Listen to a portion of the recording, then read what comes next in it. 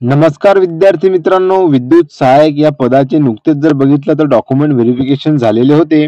आता बघा या डॉक्युमेंट व्हेरिफिकेशनमध्ये किती विद्यार्थी जे आहेत ते अब्सेंट राहिलेले होते आणि जे विद्यार्थी सिलेक्टेड झालेले आहेत त्यांना जॉइनिंग कधीपर्यंत मिळणार आहे, वेटिंग लिस्ट कधीपर्यंत लागणार आहे, त्यासोबतच बघा अप्रेंटिस केलेल्या विद्यार्थ्यांसाठी जो कोर्टाचा निकाल आहे तो कधी लागणार आहे, याबद्दलची संपूर्ण माहिती आपण आजच्या व्हिडिओमध्ये जाणून घेऊया. त्याआधी बघा तुम्ही जर का चॅनलवरती पहिल्यांदा आले असाल तर चॅनलला सबस्क्राईब करायला विसरू नका, जेणेकरून प्रत्येक नवीन भरतीची अपडेट तुमच्यापर्यंत मिळत राहील. तर चला आपण व्हिडिओला सुरुवात करूया. आता बघा सर्वात आधी जर बघितलं आपण की जो कोर्टाचा निकाल आहे तो कधीपर्यंत लावण्यात येणार आहे, तर बघा विद्युत सहाय्यक पद भरतीला औरंगाबाद खंडपीठात शिकाऊ उमेदवारांचे आव्हान आहे. आता बघा यामध्ये सविस्तर माहिती काय देण्यात आलेली आहे की महाराष्ट्र राज्य वीज वितरण कंपनीमध्ये विद्युत सहाय्यक पद भरती विरोधात औरंगाबाद येथील उच्च न्यायालयात याचिका दाखल करण्यात आली आहे. या प्रकरणाची प्राथमिक सुनावणी झाल्यानंतर उच्च न्यायालयाने महावितरणच्या महाव्यवस्थापक यांना 4 आठवड्यात सविस्तर उत्तर सादर करण्याचे आदेश दिले आहेत. बघा उच्च न्यायालयाने जर बघितलं तर महावितरणच्या महाव्यवस्थापकाला 4 आठवड्यात जे आहे ते सविस्तर उत्तर सादर करण्याचे आदेश देण्यात आलेले आहे. मे 2025 मध्ये विद्युत सहाय्यक पदासाठी ऑनलाईन क्षमता चाचणी घेण्यात आली होती.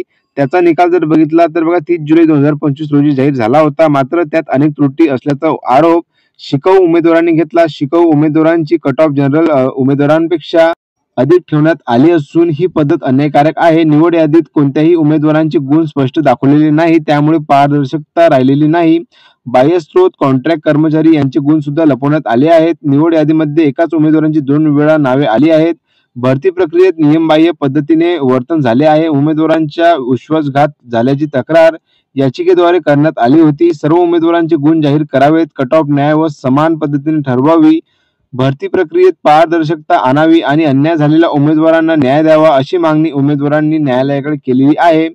आता बघा यामध्ये भरपूर असे पॉइंट आहे जे की महत्त्वपूर्ण राहणार आहे आजच्या व्हिडिओमध्ये. जसे की बघा सर्वात पहिला मुद्दा जर बघितला आपण की जो कट ऑफ लागलेला आहे अप्रेंटिस केलेल्या विद्यार्थ्यांचा, तर तो बघा जनरल पेक्षा म्हणजे की जास्त गेलेला आहे. बघा अप्रेंटिस झालेल्या विद्यार्थ्यांचा आतापर्यंत जर बघितलं कोणत्याच एक्झाम मध्ये जनरल पेक्षा कोणत्याच एक्झाम मध्ये कट ऑफ जो हाय गेलेला नाही आहे. फक्त हीच अशी एक एक्झाम आहे की यामध्ये तुम्हाला जनरल पेक्षा पण जास्त जो कट ऑफ आहे तो अप्रेंटिस केलेल्या विद्यार्थ्यांचा दिसून येणार आहे. यामध्ये जर बघितलं तर बघा अप्रेंटिस करणाऱ्या विद्यार्थ्यांवर एक प्रकारचा अन्याय झालेला आपल्याला दिसून येणार आहे.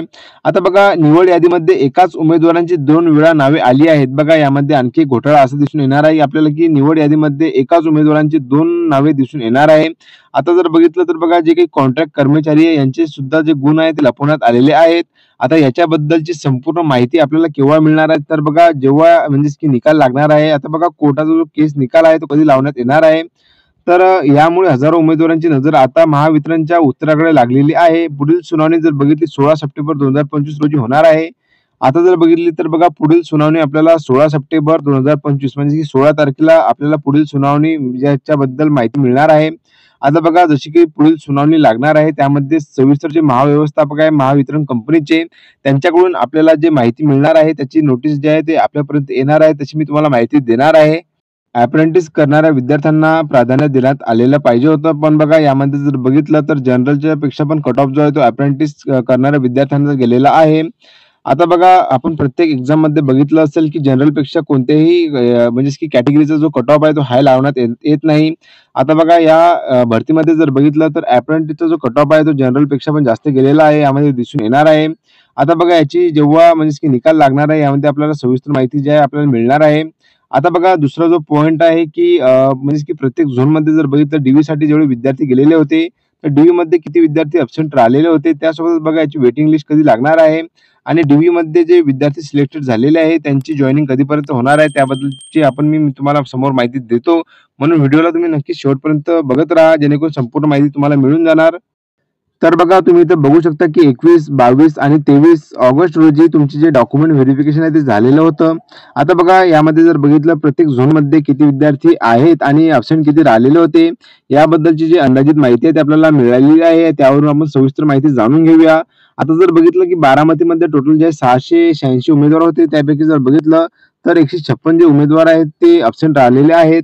नांदेडमध्ये जर बघितलं तर 226 होते, अब्सेंट जर बघितलं 90 आहे त्यामध्ये. नाशिक झोन मध्ये जर बघितलं टोटल 527 कॅन्डिडेट होते, जे की बघा त्यामध्ये अब्सेंट जे 151 कॅन्डिडेट राहिलेले आहेत.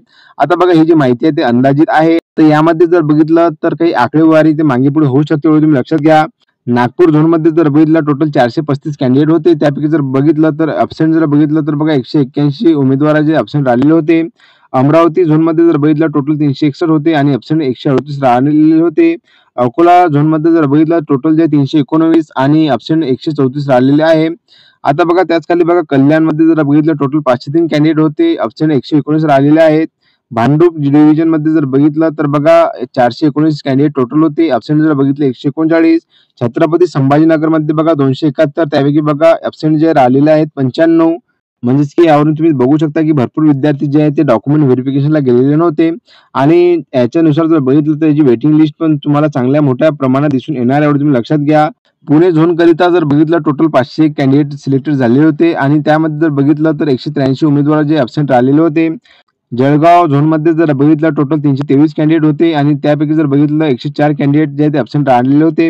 कोल्हापूर झोनमध्ये जर बघितलं टोटल 369 कॅन्डिडेट सिलेक्टेड झालेले होते. त्यापैकी बघा तुम्हाला 76 जे कॅन्डिडेट आहेत ते अब्सेंट राहिलेले होते. चंद्रपूर झोनमध्ये जर बघितलं टोटल 170 कॅन्डिडेट जे सिलेक्टेड झालेले होते आणि यापैकी बघा तुम्हाला 50 विद्यार्थी जे ते अब्सेंट राहिलेले होते. रत्नागिरीमध्ये बघा टोटल 81 विद्यार्थी होते आणि अब्सेंट राहिलेले आहे 21. गोंदियामध्ये जर बघितलं टोटल 111 आणि अब्सेंट जे 38 विद्यार्थी. लातूरमध्ये जर बघितलं टोटल 98 आणि यामध्ये जर बघितलं टोटल जे आहे 32 विद्यार्थी जे ते अब्सेंट राहिलेले आहे. आता बघा ही जी म्हणजेच की पदभरती जाहिरात होती 5381 या एवढ्या पदासाठी निघालेली होती. त्यापैकी जर बघितलं तर बघा तुम्हाला खाली इथं माहिती देण्यात आलेली आहे. एकूण जागा 5381 आणि एकूण हजर जर बघितलं तर बघा 3674 एवढे उमेदवार जे आहेत हजर आलेले होते DV आणि एकूण गैरहजर जर बघितलं तर 1707 विद्यार्थी म्हणजेच की लगभग जर बघितलं आपण 1700 प्लस जे उमेदवार आहे ते कागदपत्र पडताळणी करिता हजर राहिलेले नव्हते. तर तुम्ही इथे बघू शकता की खूप मोठ्या प्रमाणात जे विद्यार्थी अब्सेंट राहिलेले आहे.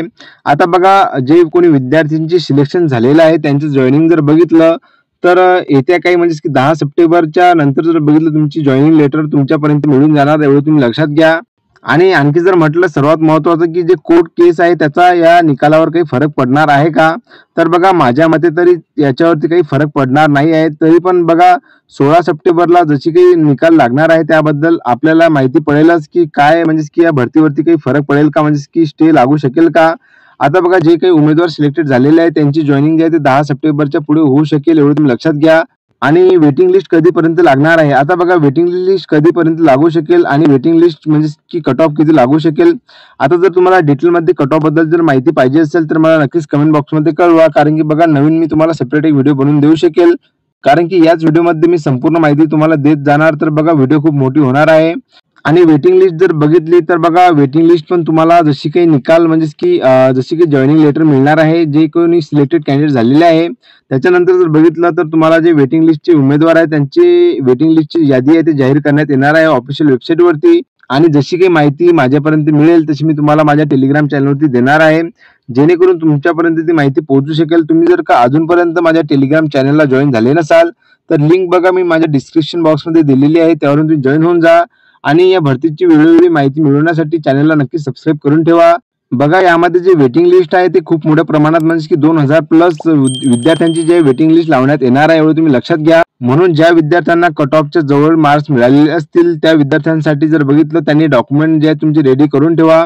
कारण की बघा तुमचे नाव नेक्स्ट लिस्टमध्ये असणार आहे एवढं तुम्ही लक्षात घ्या. आणि DV साठी कोणकोणते महत्त्वपूर्ण डॉक्युमेंट लागतात त्याच्यावरती मी तुम्हाला एक व्हिडिओ देण्यात आलेला आहे. तो जर का तुम्ही बघितला नसेल तर बघा माझ्या चॅनलवरती दिलेला आहे त्यावर तुम्ही बघू शकता.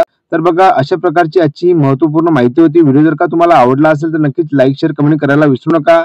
आणि तुमचे काही डाऊट असेल किंवा काही प्रश्न असतील तर नक्कीच मला कमेंट बॉक्समध्ये कळवा जेणेकरून मी तुमच्या प्रश्नांची उत्तरे देऊ शकेल. तर चला भेटूया आपण पुन्हा एकदा नवीन भरतीची अपडेट घेऊन. धन्यवाद.